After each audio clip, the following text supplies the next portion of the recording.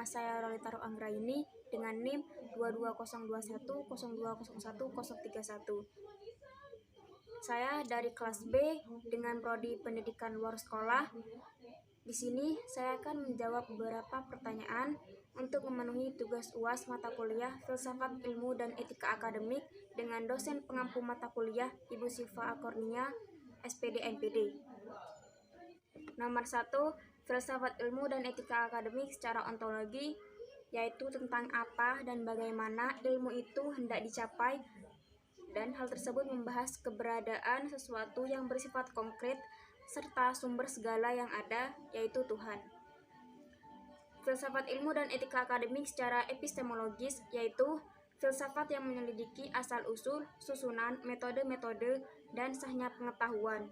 Epistemologi meliputi sumber, sarana, dan tata cara menggunakan sarana tersebut untuk mencapai pengetahuan secara ilmiah.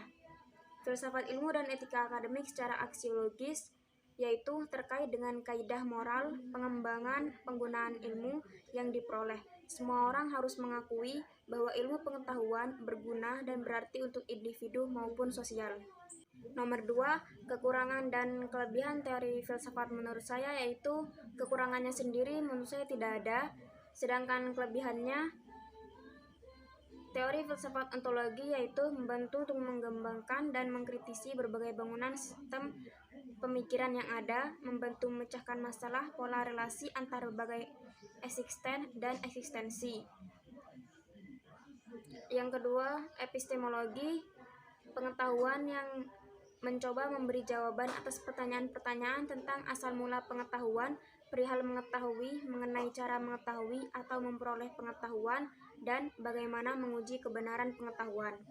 Yang ketiga, aksiologi, yaitu ilmu yang dimiliki manusia harus difungsikan untuk menjelaskan, to control, meramalkan, to predict, dan memecahkan masalah, to solve the problem, yang dihadapi manusia di masa depan. Yang nomor 3 yaitu konsep realitas adalah apa yang diketahui dari pengetahuan yang didapatkan dan diketahui, bukan realitas objek pengetahuan itu sendiri, melainkan bayangannya saja. Realitas objek pengetahuan adalah alam idea. Pengetahuan yang dimiliki manusia hanya sekedar mengingat kembali dari realitas objek alam hidup. Konsep kebenaran sendiri adalah sesuatu yang ada secara objektif, logis, dan merupakan sesuatu yang empiris.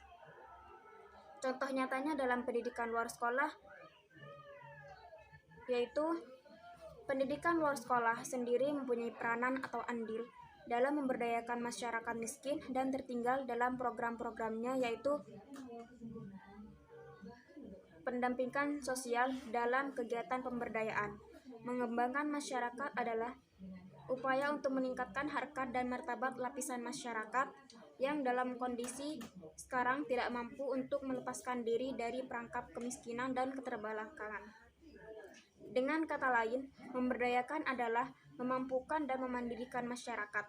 Meskipun pemberdayaan masyarakat bukan semata-mata sebuah konsep ekonomi, tapi dari sudut pandang pemberdayaan masyarakat secara implisit mengandung arti mengembangkan masyarakat dari berbagai lini kehidupan. Pendidikan luar sekolah memiliki peranan yang sangat penting dalam mempengaruhi perubahan suatu masyarakat. Peran dan fungsi pendidikan luar sekolah dapat diwujudkan dalam bentuk membangun gerakan pembelajaran atau pemberdayaan masyarakat. Selanjutnya nomor 4 yaitu etika akademik dalam pengembangan ilmu dan teknologi, lebih merupakan sarana untuk memperoleh orientasi kritis yang berhadapan dengan moralitas. Etika juga digunakan sebagai panduan kehidupan masyarakat kampus yang dilandasi keilmuan, kearifan, dan kecendekiaan.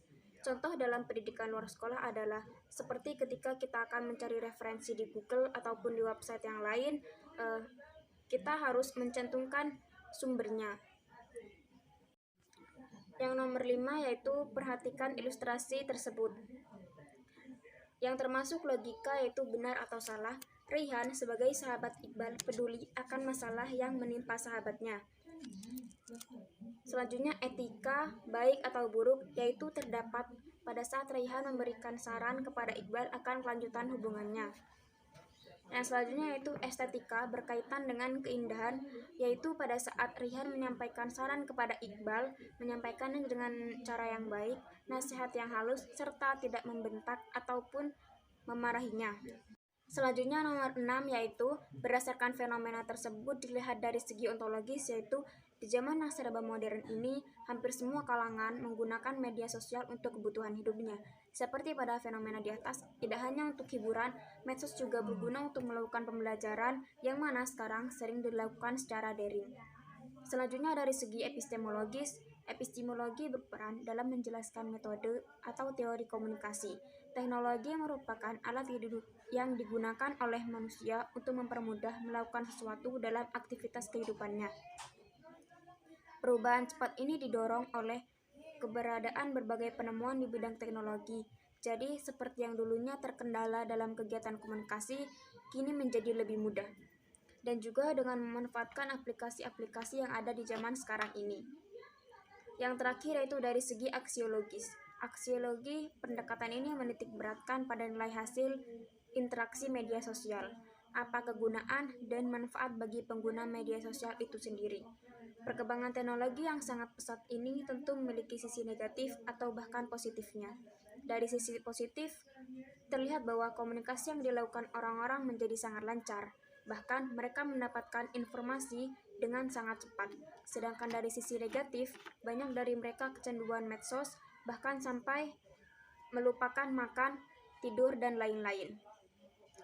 Mungkin hanya itu yang dapat saya sampaikan, kurang lebihnya saya mohon maaf. Wassalamualaikum warahmatullahi wabarakatuh.